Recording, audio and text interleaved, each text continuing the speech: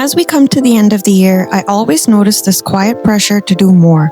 More socializing, more spending, more effort, even when our bodies and minds are asking for rest. With the new year just a few days away, I've been thinking a lot about how I want to move forward differently. Not from a place of burnout or urgency, but from a place of intention. Today, I'm sharing how I'm preparing for 2026 by focusing on sustainable, nourishing habits. Habits that build me from the inside out and support the life I'm actively creating. My word for 2026 is consistency, and I'm using a few key tools to help me anchor into that. Gentle manifestation practices, realistic goal setting, and simple systems for tracking my habits and routines. If you're craving a slower, more grounded way to step into the new year, I hope this video feels like an invitation to plan alongside me.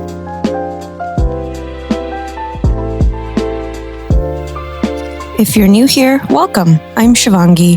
I'm a new mom to a 5-month-old little boy named Taran, and my husband and I live in Edmonton in Western Canada, where winter settles in quietly and stays for a while. By profession, I work in marketing and communications, but I'm currently on maternity leave.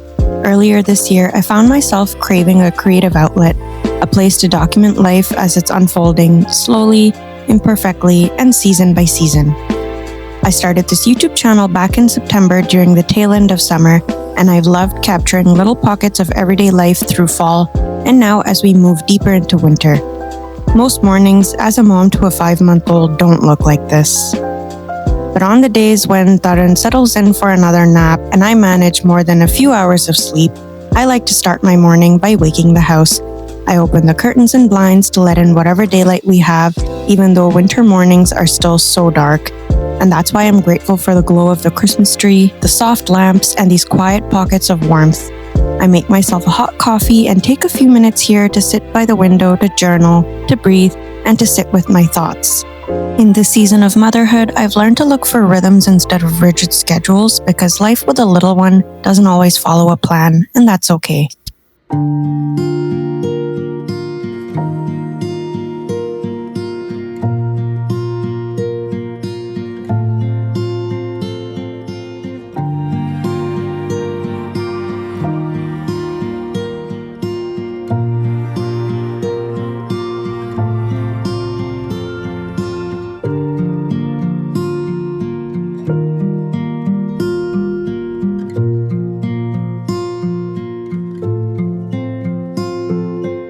Hello friends, and welcome back. Today you'll be watching a slow and intentional plan with me style video where I will be preparing for the new year. I'm currently filming this on December 15th and I cannot believe that 2026 is only a couple of weeks away. I don't know about you, but I love this time of year. There's that general buzz in the air, whether that's from the holiday season or the urge to hit reset as we welcome the new year.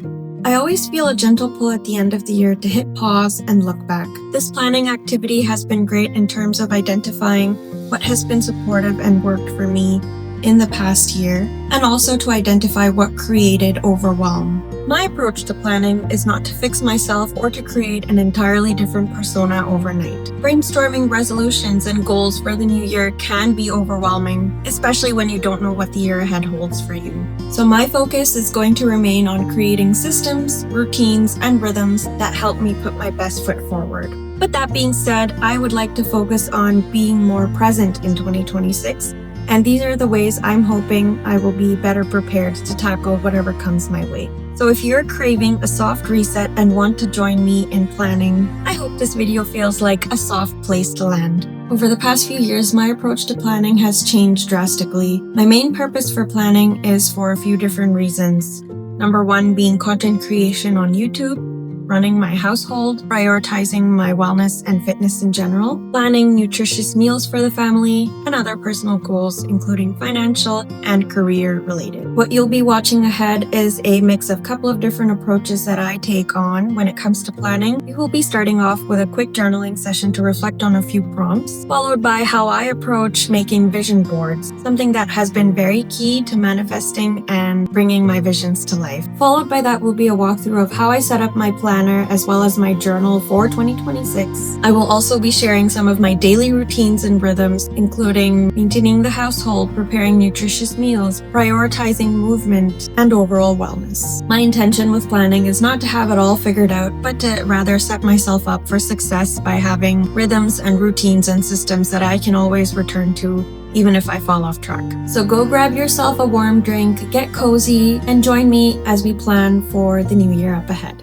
Before I plan anything new, I always start by looking back, because reflection gives context, and without it, planning can feel disconnected from reality. This past year has been incredibly transformative. Motherhood has reshaped not just my schedule, but my identity, my energy, and the way I move through each day. So instead of asking, what do I want to achieve? I start with a gentler question. What actually supported me, and what quietly drained me? Let's get journaling. I'll be sharing a few prompts on the screen with a timer. All you have to do is read, reflect, and write.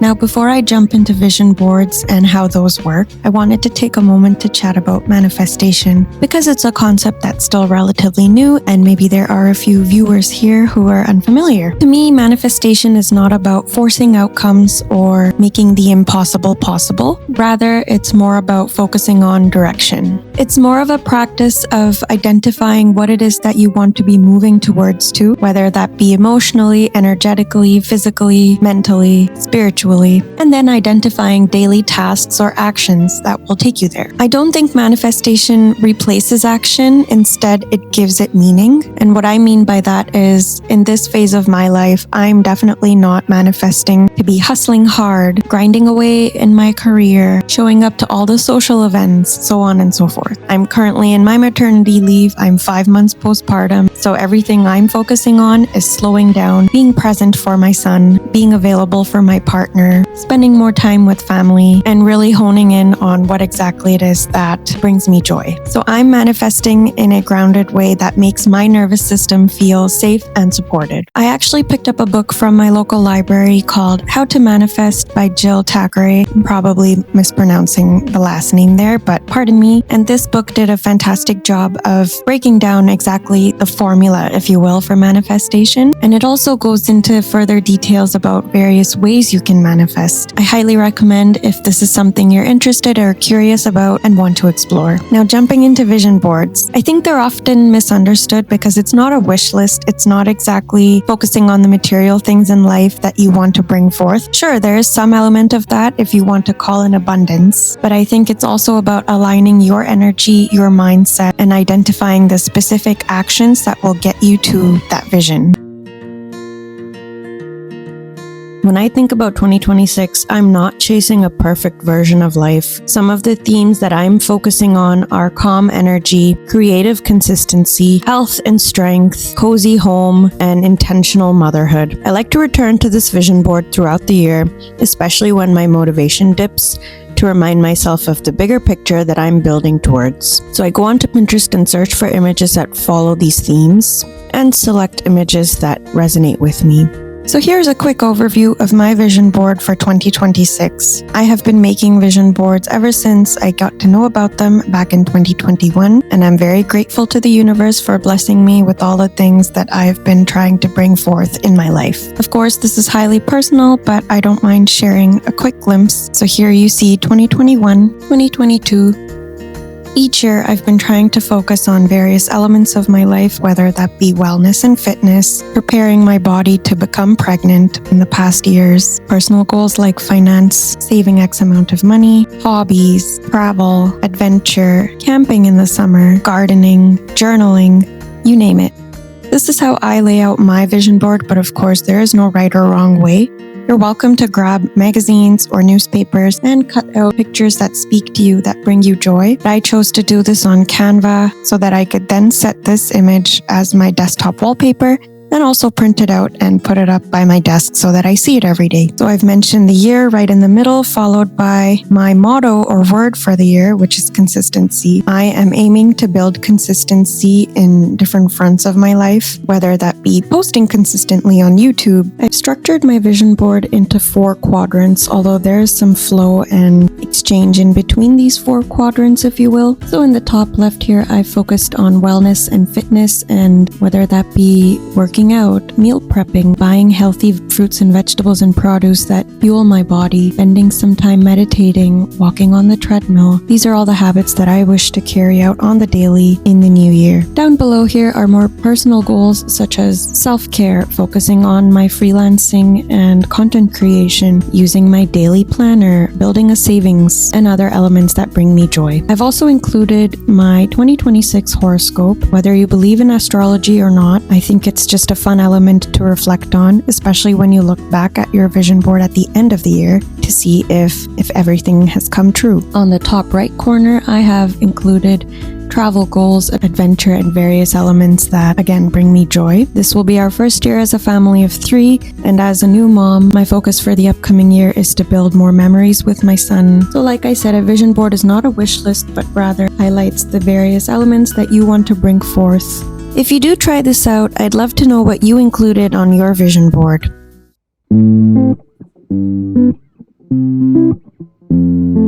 We've looked at vision boards and how they work to understand how we can bring forth all our dreams and manifest what we wish to. But now to dive into the nitty-gritty details of every day and how you can achieve these goals that you've set your mind to by putting in daily actions. And that's where your journal and your daily planner come into use.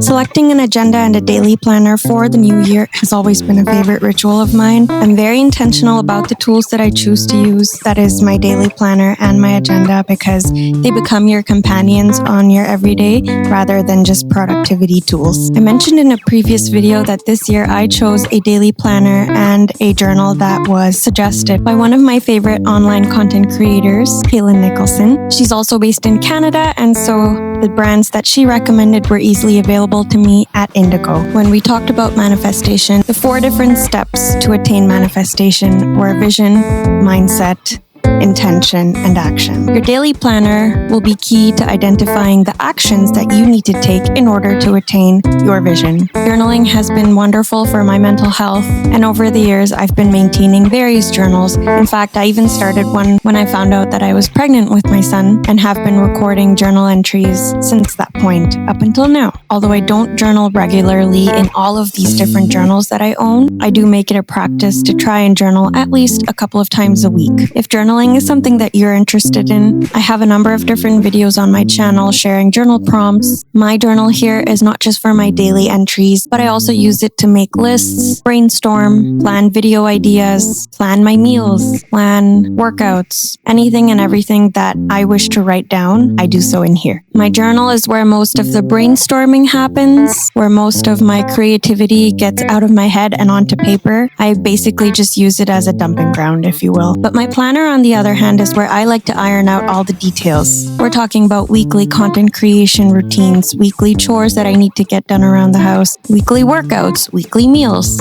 appointments, reminders. You get it. In my current phase of life as a mom to a 5-month-old and currently on my maternity leave living in Canada, planning has been key to getting anything and everything done. Sure, there's interruptions. Sure, my schedule may not always go to plan, but I can always fall back on a similar rhythm or a routine. And especially as a mom right now, flexibility has been so important to me. So what's great is that this system gives me the opportunity to have structure without the pressure. I still need structure to my day to function, but I don't have the pressure to meet every single goal, every single task that I write down in my daily planner. Whatever goes in here remains still fluid, and if I don't get it done, it's not a big deal. And that's the balance that I'm hoping to prioritize moving forward into 2026. So as I mentioned earlier, I picked up this daily planner and journal both by the brand Noda, based in Canada, from Indigo. Let me flip through and show you some of the layouts I frequently use. The monthly spread is fantastic for an overview glance of everything that I need to get done that month, but the weekly spread is where I break it down into every detail. I divide the page in half and use the left side for everyday life related planning and the right for content creation at the moment. I have used the notes section on the right side to create a rough schedule with timestamps to follow on the daily, followed by my 3 habit tracking. The to-do spot on the right here that's blank is where I will be listing all the tasks I need to get done for that week and then fill out the specific days. Going back to the daily tasks that I need to get done, as you can see here that I'm pointing out, I have listed the chores for the day that are on my list. And I have also used this section to plan my workouts for the week. And here is where I will be listing the lunch and dinner that I will be making for that day. I can definitely make a future video sharing my approach to meal planning as well as chores, but I hope that brief overview gave you a better idea of how I approach planning. As I finish setting things up, I'm reminded that planning doesn't mean having it all figured out. It just means that I'm choosing to show up again and again with intention. So if you're also preparing for the new year, I'd love to know, what are you bringing into 2026 and what are you leaving behind? Thank you for spending this quiet time with me, and I'll see you in the next one.